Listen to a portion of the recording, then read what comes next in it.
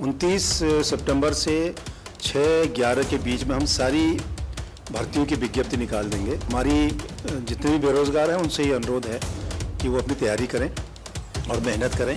तो जो टेक्निकल चीज़ें हैं जिससे आदमी को पकड़ सकते हैं हम गलत आदमी को, तो वो पूरा सपोर्ट, पूरा सिस्टम हम लोग अडॉप्ट कर रहे हैं। चुनौतियाँ हैं, लेकिन चुनौतियों को स्वीकार किया जाएगा और उनसे लड़ा जाएगा।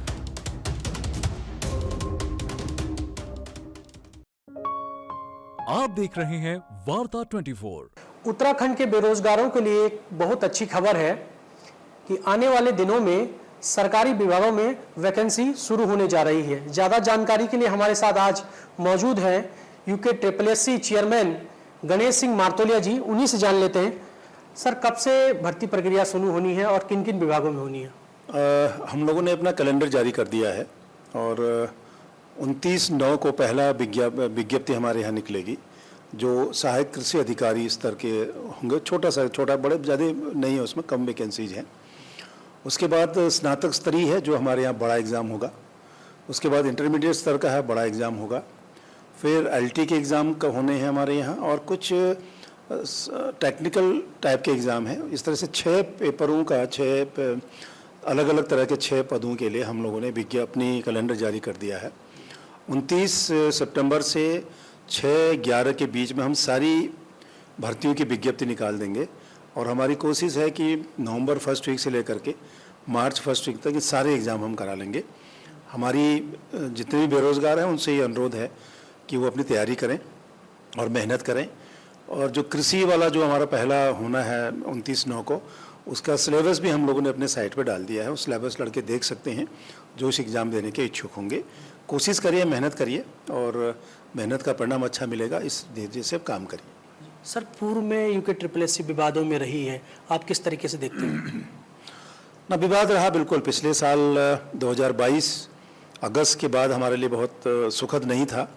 कई चीज़ें आई, पेपर लीक हुआ, नकल भी हुई और उससे काफ़ी परेशानियां हुई। हमारे सारे कुछ भर्तियां हमारी पब्लिक सर्विस कमीशन को ट्रांसफ़र कर दी गई। लेकिन हम लोगों ने धीरे धीरे अपनी व्यवस्था को ठीक किया, अपने लड़कों को ट्रेनिंग कराई, उनसे 1-to-1 उनसे बात किया गया, उनको प्रशिक्षण दिया गया। आज हमने जो पुराने पेंडिंग होने के साथ साथ नए एग्ज़ाम जो 3 निरस्त हुए थे, उसको दोबारा एग्ज़ाम हमने बिल्कुल बहुत अच्छी तरीके से, बहुत सफलतापूर्वक उसको संपन्न कराया, जिसमें जिला प्रशासन का, पुलिस का, सभी का बहुत महत्वपूर्ण सहयोग और योगदान हमको मिला। आज अभी तक हम करीब 2200 लोगों को नौकरी दे चुके हैं, उनके रिकमेंडेशन भेज चुके हैं। और अभी 1-2 और बड़े एग्ज़ाम जिनके रिजल्ट हमको निकालने उनके रिकमेंडेशन भेजनी है, जिसमें स्नातक स्तरीय है, उसमें संख्या भी 900 के आसपास है, और कर्मशाला सहायक करीब 150 के आसपास है। उनकी रिकमेंडेशन भी हम इस अगले हफ्ते तक उनको भेज देंगे। इस तरह से हमारे पास जो पेंडेंसी जो हमारा पुराना था ऑलमोस्ट करीब 0 हो जाएगा इस महीने के लास्ट तक हमारे पास।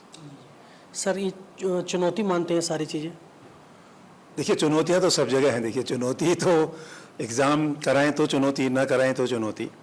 और चुनौतियों को हमेशा लड़ना, उससे कैसे पिछली गलतियों से सीखना और पिछले असफलताओं से आगे की रास्ते ढूंढना, वो सब प्रयास हमको निरंतर करना पड़ेगा। देखिए, अच्छा करने के लिए हमेशा ही स्कोप है और हम लोग मैक्सिमम कोशिश ये कर रहे हैं कि टेक्निकल सपोर्ट इसमें बहुत अच्छा हो, चाहे बायोमेट्रिक हो, जैमर हो।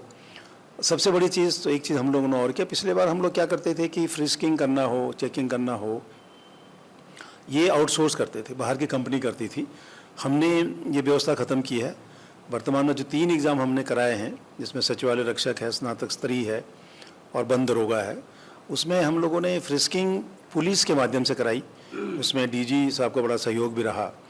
तो वो जो आउटसोर्स करने से कई जो हमारे ख़राब अनुभव थे, उनसे सीख कर भी कुछ ऐसी एजेंसीज़ को भी हम लोगों ने उस काम से हटाया जो इस काम को करने से हमको तकलीफ़ हुई। इसलिए हम लोग अपनी ज़्यादातर सरकारी व्यवस्थाओं में, दूसरा हम लोगों ने डिस्ट्रिक्ट एडमिनिस्ट्रेशन के साथ 1-to-1 मीटिंग की है। मैं खुद गया, करीब सभी जिलों का मैंने भ्रमण किया है और मैंने DM और SSP और वहाँ के जो भी एग्ज़ाम को संपन्न कराने में रहते हैं, उनसे 1-to-1 बात किया।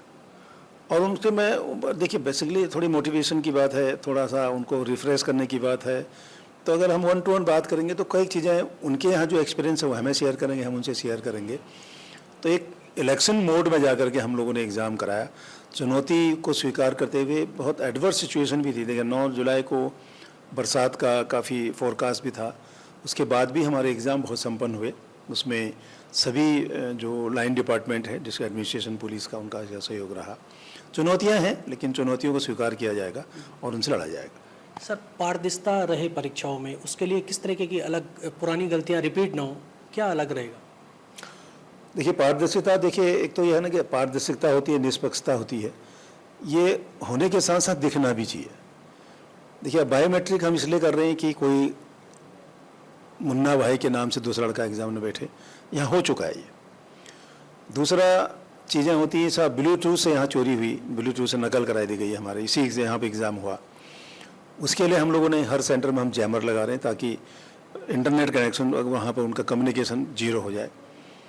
और इसके अलावा जब सेंटर पे जाता है तो उसका फ़ोटो है एक, वहाँ पे चेक होता है, वो भी बायोमेट्रिक से चेक होता है। अभी हम लोग आइरिस पे भी जाने वाले, मतलब आँख से भी, फेस से भी हम लोग कोशिश कर रहे हैं उस पर जाएँ। तो जो टेक्निकल चीज़ें हैं जिससे आदमी को पकड़ सकते हैं हम, गलत आदमी को, तो वो पूरा सपोर्ट, पूरा सिस्टम हम लोग अडॉप्ट कर रहे हैं।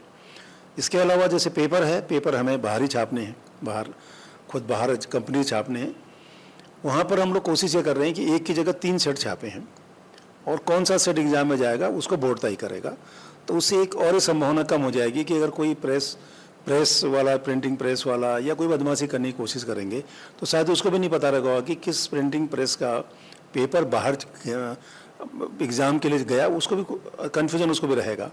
तो एक वो भी कोशिश हम लोग कर रहे हैं। एक और कर रहे हैं हम लोग कि देखिए भीड़ जब बहुत ज़्यादा होती है तो कई चीज़ें, भीड़ से भी परेशानियाँ होती हैं।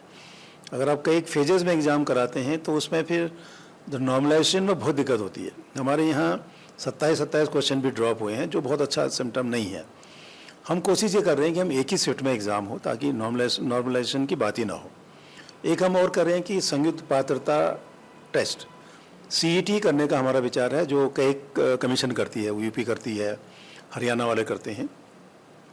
तो उसमें कंबाइंड एग्ज़ाम होगा, उसमें तय होगा कि जो 45% नंबर पाएंगे वही अगला एग्ज़ाम देगा, और जो एक बार क्वालिफाई करेगा 2 साल वो एलिजिबल होगा। उसके लिए हम गवर्नमेंट को हम लोगों ने भेजा है। अगर वो हो जाता है तो फिर मेन एग्ज़ाम में हमारे यहाँ भीड़ कम होगी और क्लोजली उसको सुपरवाइज हम कर पाएंगे, ये हम प्रयास कर रहे हैं।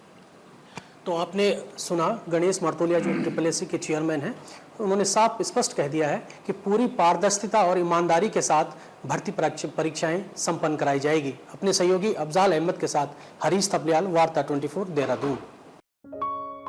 आप देख रहे हैं वार्ता 24।